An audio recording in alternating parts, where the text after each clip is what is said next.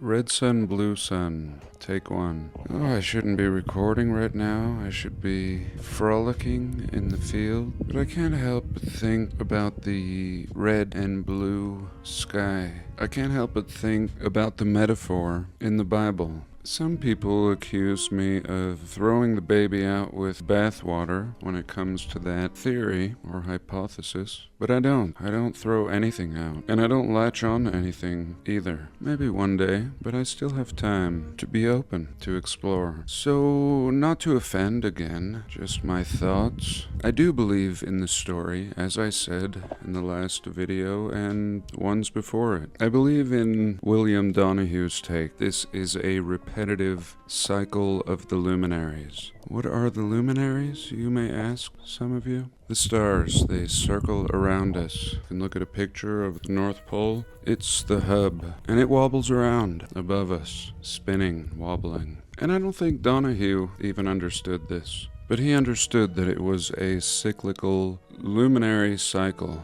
and that these luminaries are frequencies, God frequencies, and that the story in Revelation was discussing this not one-time grand event, but a repeating cycle. Oh, forgive me. Like I said, I should be frolicking. But the idea is the same. 1,000 favorable years in this repeating luminescent cycle, and 200 backwards years. I'm getting a phone call. Usually I have my ringer turned off. 200 unfavorable years. So now let's jump to another people's story. The Hopi, Arizona, northeast corner. The Hopi talk about a repeating cycle. Red sun, blue sun. Red star, blue star. Red sky, blue sky. Opposites. They describe this as repeating cycles with cataclysms in between. They give us more detail. During the time of the red sun or the red star, the whole realm is humid and warm. No need for heating any time of the year. Plants grow like a golden age. And we have even in Grecian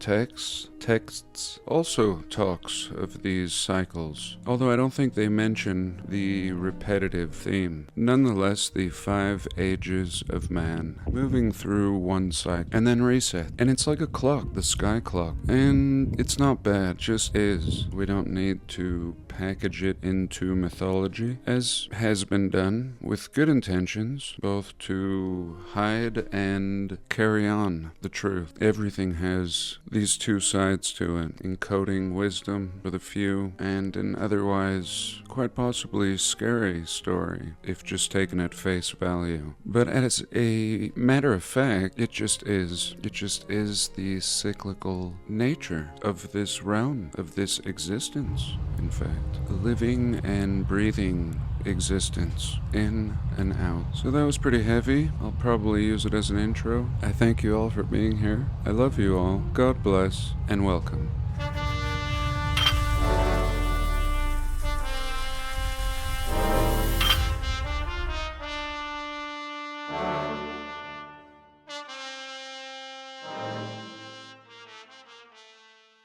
Today I want to start out by talking about, is this life a simulation? Is life like a simulation? The truth is, a simulation is more like life. You're not really seeing what is. None of us are. There's information of infinite possibility, the all. In Taoism, it's called the Wu Qi. The Wu Qi is represented as a symbol, and it precedes the yin and yang. 4 things split into 2. They exist as one, and this is unperceivable to us. Yet it's the source in which all arises from. And it's not somewhere that you go when you die. It may be, but it's available now. And even science has no choice but to agree with this. The image comes in through the eyes like a camera, but the truth is we don't know if it's the same image on the outside. It's pretty deep. It's the deepest, to be honest. The idea that you're experiencing, all of us, our reality from within. You say say that the sound is experienced outside of you, but it's just not true. The whole experience takes place within, including the interpretations of what these things mean. Ultimately, you decide what things mean. It's not always true. For the first part of your life, others will tell you what things mean. This life is a dream. All of us enter into this illusion, and we're trying to find meaning, and we might discover it again. We were not told at a very young age what everything supposedly means. And I think historically, we have a wise expression that says, know thyself. And how many people have pondered this? We have to ask ourselves, who is the self, before we can answer this question. Are you your thoughts? Most people think they're the sum of their thoughts, and this may be a half-truth. Your thoughts do shape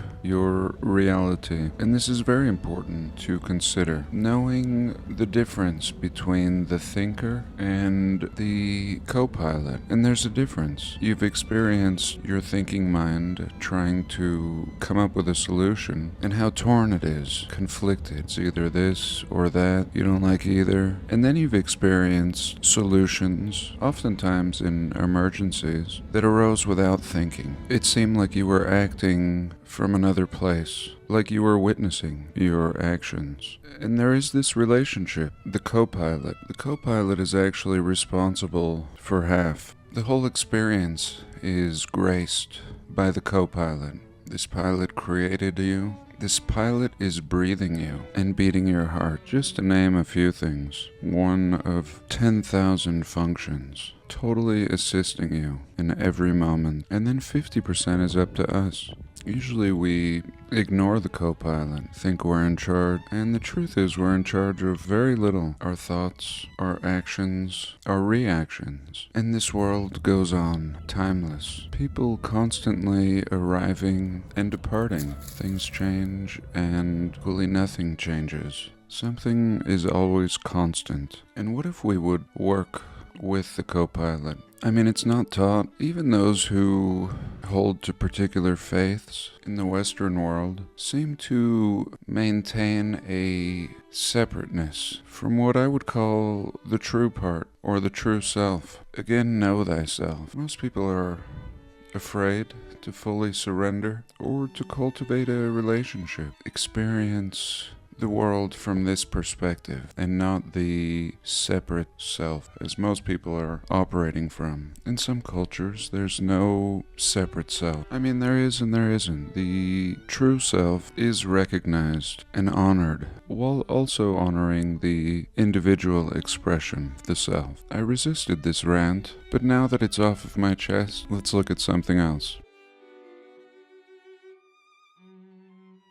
There are cycles, as I discuss, with the luminaries. And I'm not a professional astrologer, but I do follow many. And I think we're kind of getting creamed. Very exhausting, but very enlightening. I've had little waves of it for the last couple years, and I resisted it, thinking I had things to do, trying to accomplish things externally instead of internally. And by now I know better. I guess I'm just going with the flow, finally. I mean, if you found enlightenment, would you hold on to it? Or would you rush off, checking off your to-do list? I think we still need to honor our to-do list. But I think when things change within, so does our to-do list. We realize what we're really looking for. And all these things won't give it to us, at least not permanently. Forgive me. God, what a ranty bastard I am. Somebody left a comment. Let's look at that. Construction began in 1753 and was mostly completed in 1754. Great. 1 year. The fort had walls 15 feet high and 3 feet thick. 3 feet? My walls are only 6 inches. The stone was quarried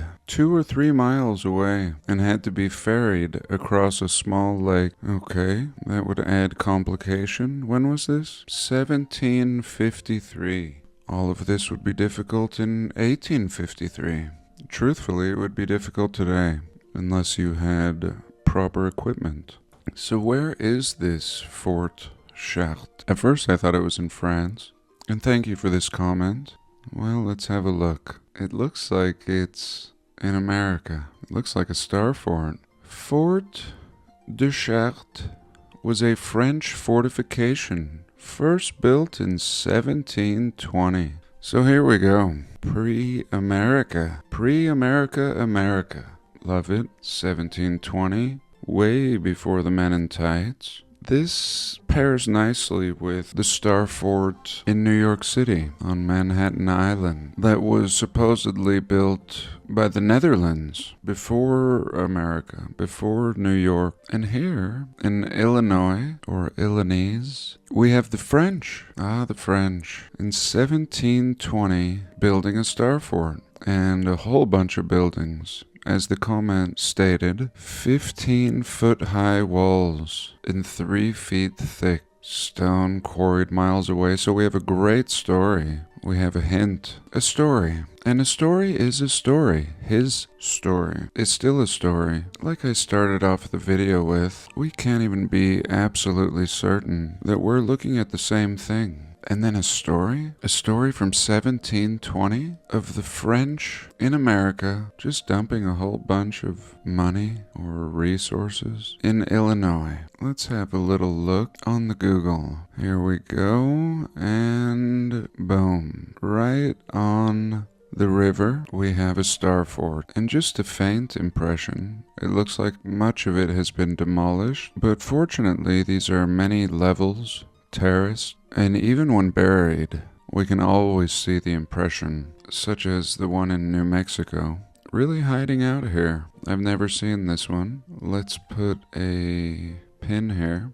And I always like to have a little look around. Looks like they're farming right up to the edge of this. Really close call. Almost scraped clean. And this river is really interesting. We see a lot of artificial terraforming here of the coastline. And then we see this massive mine. And what was here? What has been scraped from existence? You can even see old massive walls. After studying these mines for some time, you can see that they follow the shape of the building. Somebody knows exactly what they're doing. There's another one that I saw up here down the river. Pretty unbelievable. But anyway, Fort Chartres. So the French and their presence is kind of downplayed in America. And the truth is, I think it's more than just the French, at least the French as we know them. I mean, the Star Fort is not just a French thing. Star forts are found everywhere. But French does have something to do with it. I mean, when we look at legal things, like this trust, I don't really even know how to pronounce this, but I think it's a French word. It tells us this trust is a trust created in 1930 to manage assets belonging to American citizens who lost their collateral in the bankruptcy of the United States. I discussed this in a past video titled Before 1933. The purpose of the trust is to provide a source of income for the beneficiary should they ever need it. And this is like some great thing that nobody's ever heard of. And is this part of the reason for the most recent WW blank and maybe all the shenanigans thereafter? I think in the literature that we see in the mid-1800s to early 1900s, there was this enlightenment going on, and it would continue until the most recent WW. I'm talking about understanding the benefits of the law. I'm talking about things like Tesla, Wilhelm Reich, and books by Joseph Benner talking about the power of the subconscious mind. There was an absolute revolution going on. Again, according to the literature. But then when we look at photos from the early 1900s, we don't see an enlightened period. We see the remains of an enlightened period and a pretty backwards people. We've even looked at old menus in America, and it was all French food. It was all exotic. I joked about the lack of any American cuisine on these menus. So here we have this Chartres fort in Illinois. And like I was saying, it reminded me of the cathedral in France. It was constructed between 1194 and 1220.